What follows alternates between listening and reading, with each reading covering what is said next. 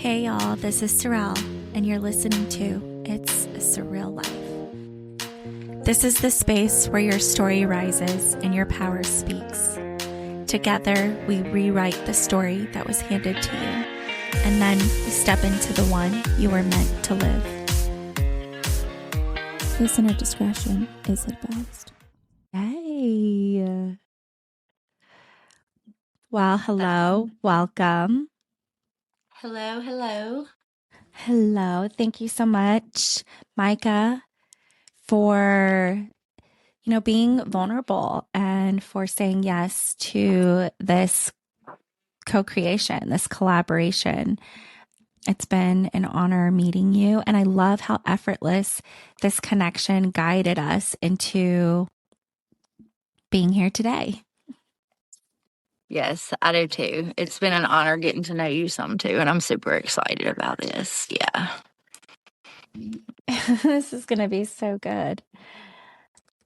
Okay, so Mica, do you want to tell us a little bit about yourself and why you're so passionate about the nervous system? Yes, I sure will. I lived entire life until I was 40 years old in dysregulation, in trauma, in meth addiction, alcoholism, a few domestic violence relationships, one that almost took me in 2018. So in 2021, my body literally said not anymore. And I started having flashbacks. And I was diagnosed with my fourth mental illness, CPTSD. And I was put on more medication. So 8 medications, and I did start EMDR therapy. And it was just medication. So I went on a journey to try to start healing myself from trauma. Until I was 40, I didn't even realize that trauma was in my life, but it started very much in my childhood. And so I went on a journey, and I just kept going with these heart pulls, like God talking to me, and holistic healing. And I started doing some energy work and learning about my chakras. And that led me into somatic healing early of 2023. And it truly changed my life. Was a person who lived way up here in a lot of anxiety, and I was diagnosed bipolar, major anxiety disorder. So I was a person who didn't live a regulated life at all. And right now in my life, I'm holding so many huge things that aren't good, that aren't great, but I'm so regulated that I've taught myself safety. I've taught myself to have the capacity to hold all the things. So there's so much emotional regulation and things that come along with that. And my passion is to help other women. This is what I do with my clients. Help other women come back into their bodies, build a relationship with their nervous system, create safety, and learn to bring daily joy and, happiness into their lives. Because I lived so much of my life without joy. And I feel like that's a huge part of when you release the old, you put that back in. So your nervous system learns to have joy on autopilot. That's so beautiful. And I think that's something, to bring to attention is autopilot, right? Autopilot is the relationship that we have with our body. So we train our body, for example, when we drive. When you're driving, you can have a conversation, you can listen to music, and you can trust that your body is going to push the gas and push the brake and turn the steering wheel and do all the things that it needs to do. But really, you're not thinking, which is why, have you ever gotten somewhere while you're driving and you're like, oh my gosh, I don't even remember driving? Yes. That is the definition of autopilot. You have trained your body, and you have a relationship with your body. It's more than just the heartbeat. It's more than just the pulse that you don't even connect to sometimes. You just like, oh, well, I'm alive, so I must have a pulse. For So, sure. yes, building the relationship with your nervous system, which is a part of your body, which is actually the very part of anatomy that creates that autopilot. So, I'm really excited about this, and I'm so grateful that you found, this gift, the gift of just being Mica and the gift of your power. So we are in 2026, so that would be 2 years ago. Mm-hmm. And I'm Two now years. on one mental medication, and I stay regulated. I'm not on all of those 8 to 9 medications a day like I used to be on. My life has changed drastically. I don't drink alcohol anymore. Of course, don't do the meth anymore. My life has just which that the hard drugs ended about 4 or 5 years ago, 4.5 years ago. And then the alcohol kind of lingered for a year and a half. Not like as heavy, but it did kind of still linger. But the more I healed and the more I learned, the more I didn't want that in my life either. So Yeah. it's just been a beautiful journey building that relationship with myself. Yeah. I love that so much. But I have a question. So Mhm. I understand that your past, created a lot of traumatic experiences, mentally, physically, and the nervous system, you was trained to always be in survival, right? Yeah. Was always bracing for impact, was always worried about what is going to happen next. So the contrast of how you were brought up through your childhood as you started developing this addiction, Mhm. do you remember what it was that addiction created for you? Like what was it, filling something? Was it numbing something? Was it escaping something? It was all of that. It was, yeah, Yeah. all of that. I started drinking early, and I actually started doing meth at 17, and it was an addiction for 20 years on and off. I may go 2 years without doing it because I was a mother through all of that. I didn't start my healing journey until my daughter was 22 and my son was a senior in high school. So, of course, I caused them trauma as well, and my life is a lot different now. But my addiction, there was times that I got back on meth because I would be so depressed and in bed I couldn't get up to take care of my kids. And that was a way for me to handle it all. So it would, I would get back on it in that way. And now when I say I was a functioning meth addict for a lot of years until I wasn't, it wasn't something that I wasn't a mother that like stayed up all night all the time and this and that and other. But then, as years progressed and then I went back to it, it would get worse and worse. But yes, I was trying to numb a lot. I was trying to not feel. I was trying to fit in at times, people please.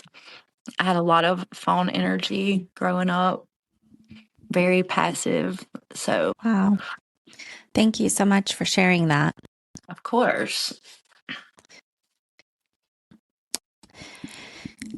I think it's super important to have transparency here because sometimes I feel that we give so much attention to our brain that we relate addiction to mental illness or to mental instability or things like that. And what I'm learning as I ask questions like this, even, with myself, I struggled with alcohol for many years. And because it was legal, right? It was like there was no difference in what I was doing. I was just trying to find the legal route, Yeah. essentially. I feel like alcohol is not as bad, but just as bad. I feel like it shouldn't be Oh, legal yeah.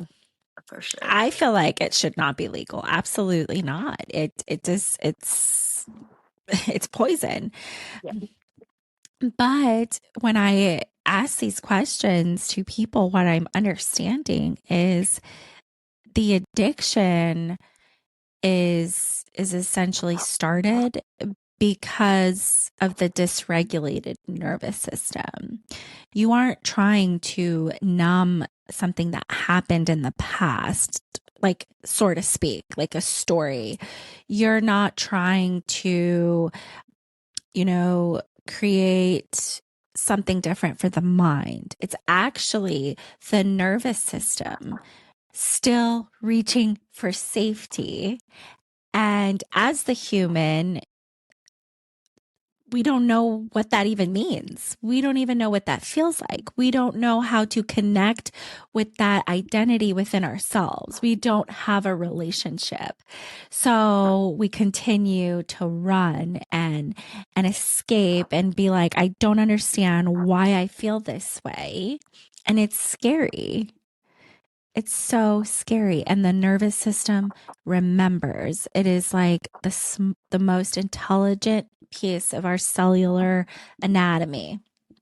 It is. It is. And I look at my mental illness now, like my mental illness is almost like they're in remission because I truly feel like just regulating my nervous system and releasing stored trauma and bringing joy into my life and doing those kind of things, I don't struggle as bad as I did. Now, I do have a chemical imbalance in my brain, which keeps me on one mild antidepressant, for now, and that's okay.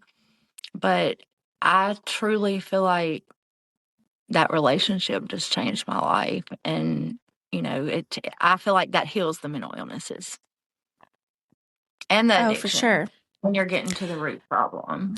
When you're getting to the root. And so like that's the topic here, right? Is getting to the root. And the Yeah. root is our nervous system. And that's what I mean, where I feel that so much attention is given to the brain. Yeah. But we also have so many humans leading from the brain because we want logical answers. Why do I feel this way? Why is it that nothing is working? Why am I so overwhelmed? Why do I feel disconnected? Whatever it is, we're reaching for logic.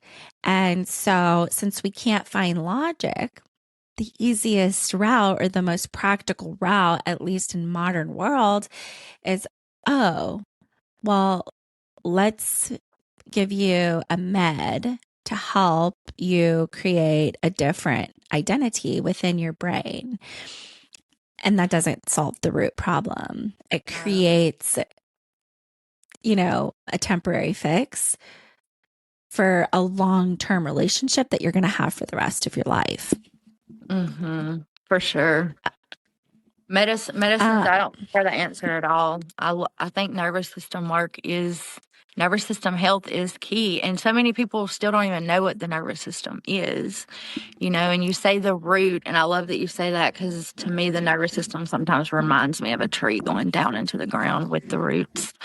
mm, Good way for people to think about it. I didn't know what my nervous system was really until 4 years ago, till 3 years ago, really. The first year of my journey, I didn't know a lot about nervous system. I knew a lot about energy work, but when I found mm, nervous system work and somatic work, I truly fell in love with it. But whenever I started, I was so disconnected from my body that it took me learning to just sit and feel nothing in my body and just be with my body and building that safety with myself before sensations started coming back, into my body just because I was very disconnected for a very long time. yes. And it's the root. I think that is the best explanation to give somebody because you do look at a tree or you look at a plant, right? If a plant is dying, what are we going to investigate? Yeah, yeah, We're going to nourish investigate the the root of the root problem. Yeah, the root and fix the problem. Yeah. and fix the problem, right? That there's something wrong. Whether it's watering the root or nourishing the root, or we have to pull this root because whatever. But yes, the root. And as I've built this relationship with my nervous system. Everything that I see, what is the word? Like, I see so much disconnection. When I go down to the root, it's almost like there's so much more of a logical answer than using my brain. Does that make sense? It makes complete sense. And you wouldn't believe the amount of women that are my clients or I do retreats with that I have to tell them, okay, you are allowed to be heard and I want to hear you. But right now, this is what we're here for. So let's come out of the mind and back into the body because they don't want to feel what's in the body. You know, a lot of times emotion and things like that come up. So automatically on autopilot, we go right back to the brain and the thinking. But if we could think our way out, I did talk therapy for a lot of years, and I'm not against talk therapy.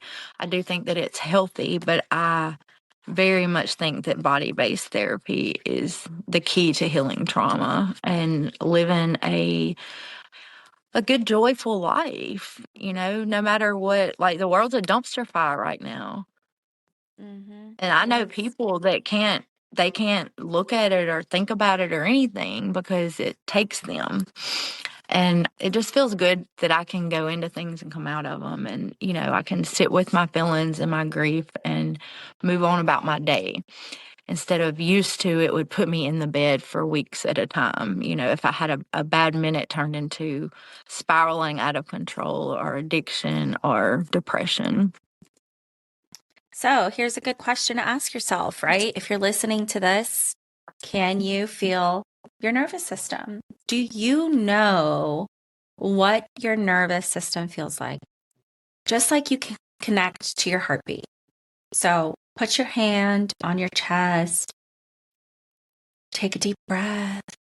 You can feel your heart beating. If your heart stopped beating right now, that would be an emergency. If you were not able to catch your breath right now, that would be an emergency.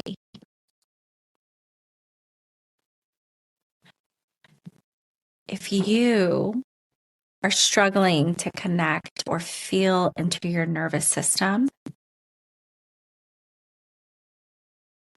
that connection is lost, that is an emergency.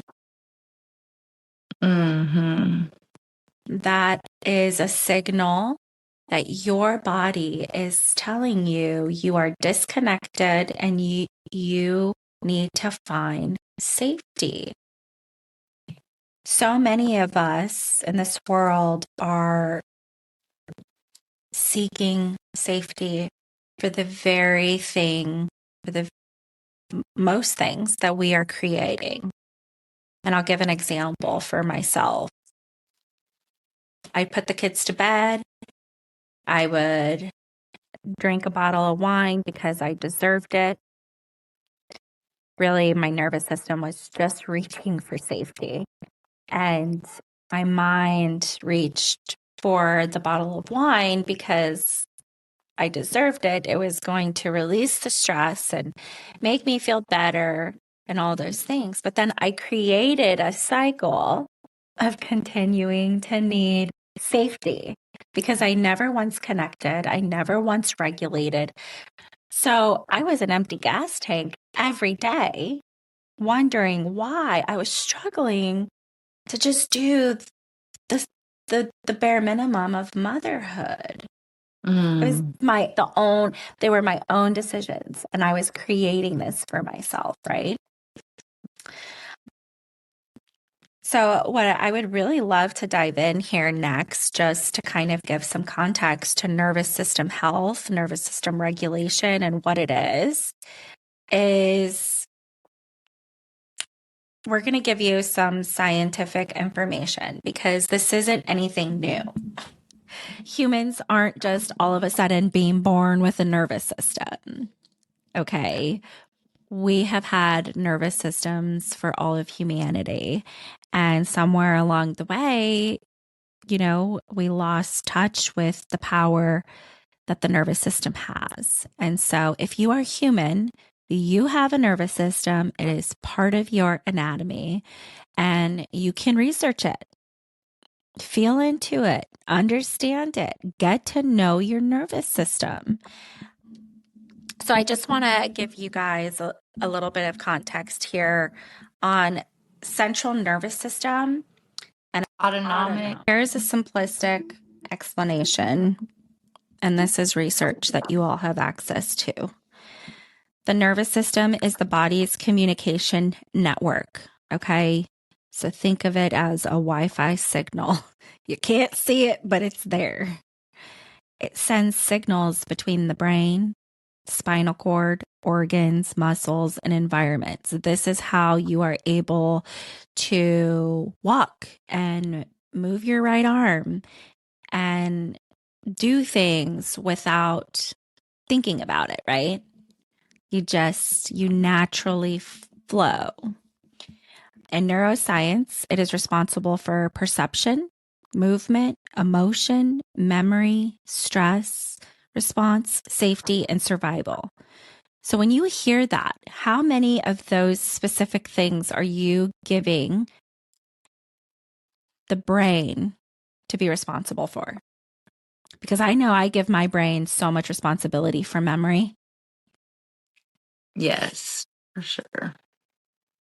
I give my brain, so much responsibility. How about, sorry. Oh, you're good. But like you said earlier, it's always good to come back into the body when you find the answers and shut the brain off. Yeah. Shut the brain off. But as humans, we don't do that as well. No, because there is no amount of education or logic. You can't think your way out of what's meant for you. It's going to keep circling back over and over. And a lot of times when we continue to circle back, all we're doing is creating a cycle of suffering until we finally get to what it is that we are actually needing in our life, and our body, our nervous system can respond to that. So, simple explanation. Your nervous system is a system that helps your body understand what is happening and decide how you respond. It is constantly asking one core question: am I safe or not? And safe doesn't always mean like I'm crossing the road and I need to look both ways. It could be emotionally safe. It could be developmentally safe. It could be, relational safety, right? Mm-hmm.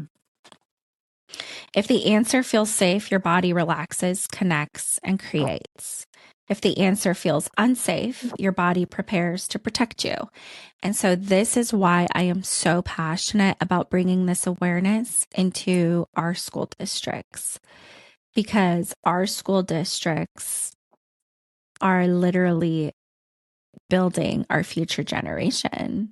They are the ones holding these tiny little nervous systems, and they're creating an environment that is full of just performance and brain network. Okay.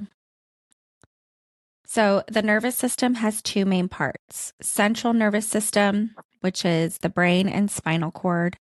This is what processes information and makes decisions. Autonomic nervous system controls automatic, how do you say it? Autonomic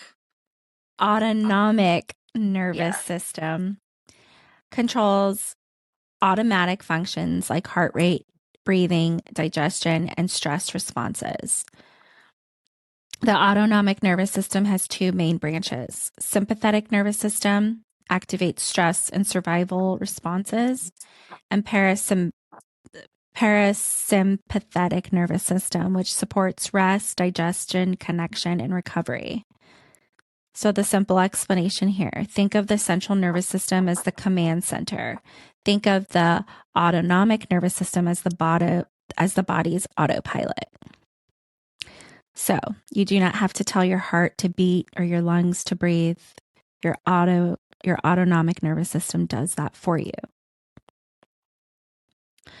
So nervous system responses such as fight, flight, freeze, fawn, and this is all research based. These responses come from the brain's threat detection system, especially, I know you're going to know this word, especially the amygdala and brainstem. Amygdala. The amygdala. Amygdala, Yeah, yeah. the amygdala and brainstem. So fight signals is signaling move toward threat with aggression or confrontation. Flight, move away from threat by escaping. Freeze, shut down or become still when escape feels impossible. And fawn, appease or please others to reduce threat. The fawn response is not in traditional neuroscience textbooks, but it is widely recognized in trauma, psychology, and attachment research. So, simple explanation. Your body has built in survival strategies. When something feels unsafe, your nervous system chooses the response that feels most likely to keep you alive. You do not choose these responses. Your body does. Mm-hmm. And it remembers.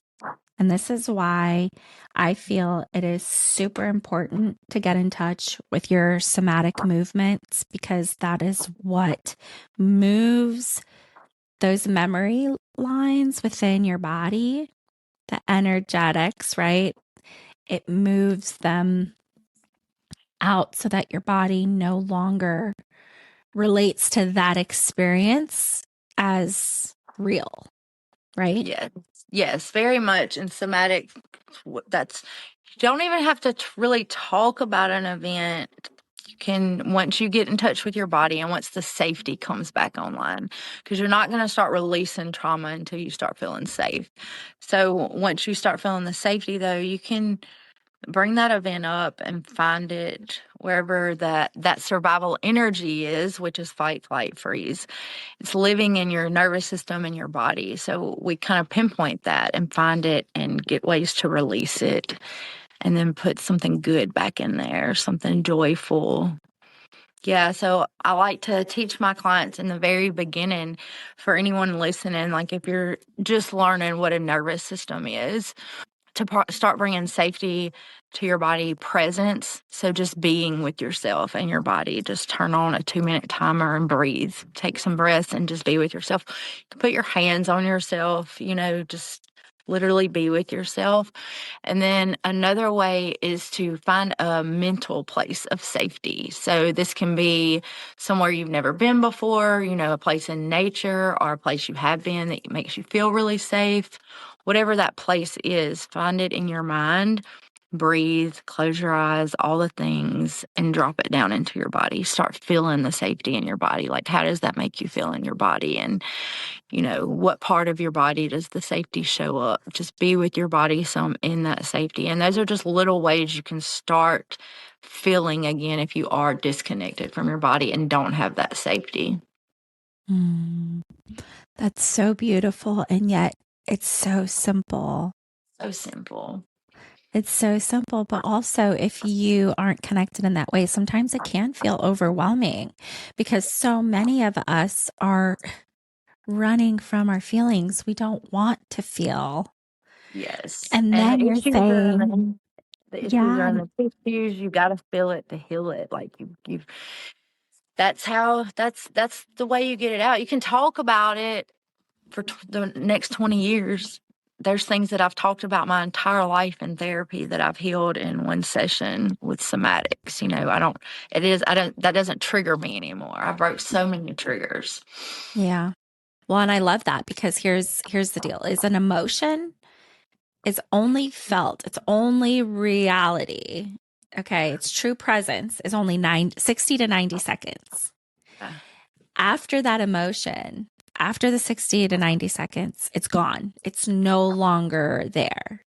But the Mm-hmm. brain, if you continue to what you think is feeling that emotion. It's your brain replaying Telling stories. um, the story, which is the danger. That is the dangerous part. That is a signal to your nervous system that, like, okay, this is something that I need to process because it's been 60 to 90 seconds. And why do I still feel this knot in my chest? Why do I still feel frustrated? Right? Mm-hmm. That is a signal that you can take even a minute and just come back into your body awareness and realize that one, it's maybe not yours, or two, feel into your body to figure out how you need to move forward with what you're Yeah. feeling.